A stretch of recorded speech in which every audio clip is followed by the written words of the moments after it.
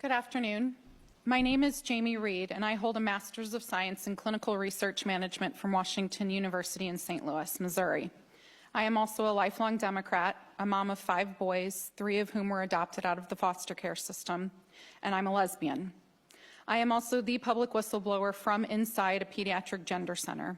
I participated in transitioning nearly 1,500 unique patients who ranged in age from 3 to 26 over almost 5 years.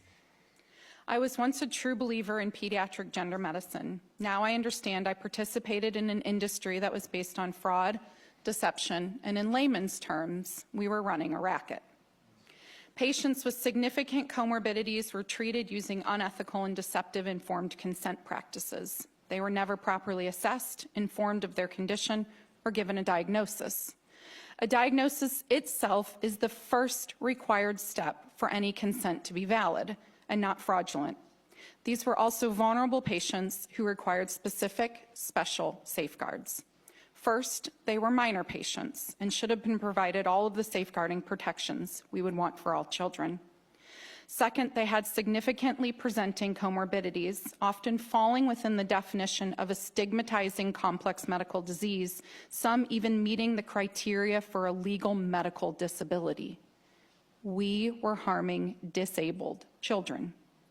These comorbidities include, but are not limited to, autism spectrum disorders, anxiety, depression, borderline personality disorders, eating disorders, self-harming behaviors, somatization disorders, learning disabilities, ADHD, and significant trauma histories. Third, many of the presenting patients before the social contagion cohort would eventually, if not medically treated, become homosexuals, like me. That is, they will identify as adults as gay, lesbian, or bisexual. I might hold a Master's of Science in Clinical Research. That is not a requirement to understand the basic concept of medical diagnostics. Parents and the public have been deceived into believing that these assessments are diagnostic, that they're consistent, that they're comprehensive, and that no child is ever receiving treatment without one. If the assessment met the criteria of consistent, comprehensive, and diagnostic, the diagnostic provider should be able to easily produce their assessment tools, give them to the FTC to be analyzed, and they should also be universally consistent across all of our states. This has never happened. And they have not shared any data to show what percentage of those presented are being told no, because this is not happening. I personally witnessed the consequences of prescribing these treatments without proper informed consent.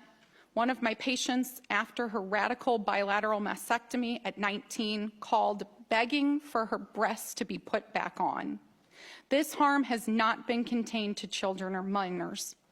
Another patient's intellectual function was so impaired that they could not identify to me where they lived or explained what type of identification they possessed. Multiple staff members expressed concern about their ability to consent to any medical procedure. Despite these and similar red flags with many patients, this patient even stated that they desired to have biological children, yet they were prescribed a treatment that would ultimately render them sterile for life. We as clinicians in the gender industry openly stated, quote, "It does not matter if patients even met the diagnostic criteria. We did not care. If patients even had, quote, gender dysphoria, we did not care. If a patient said they were trans, then they were trans." Parents were unaware that patients were self-diagnosing, that clinicians had completely abandoned the diagnostic process entirely. Parents who didn't agree with our lies were isolated, abandoned by our centers. We tore married parents apart, and we tore children apart from caring parents who told us no. Imagine in a different field if children went in self-declaring that they had a malignant cancer. If they went to an oncologist and that oncologist, without labs or biopsies, if that child demanded to go through chemotherapy and surgery, that the clinicians would comply.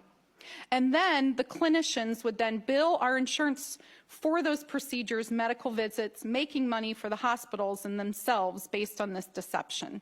This is precisely what we were doing in the Gender Center. And then we expanded this deception into a racket.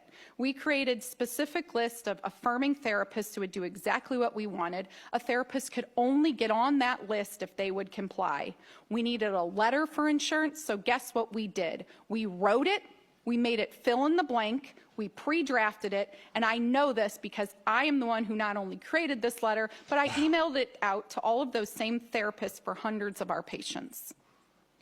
I wish I could say to you that I became a whistleblower the first time I heard the nurse say, but Dr. Lewis, we are committing insurance fraud. Because that was said and I didn't. I wish I spoke up sooner. The final death blow to my ethical medical soul, and what finally led me to speak up, is that we significantly harmed our patients. We didn't just deceive them or their parents. I hurt children. And I said to that same Dr. Chris Lewis, Chris, we are harming patients. And he said, I know, but what do you want me to do about it?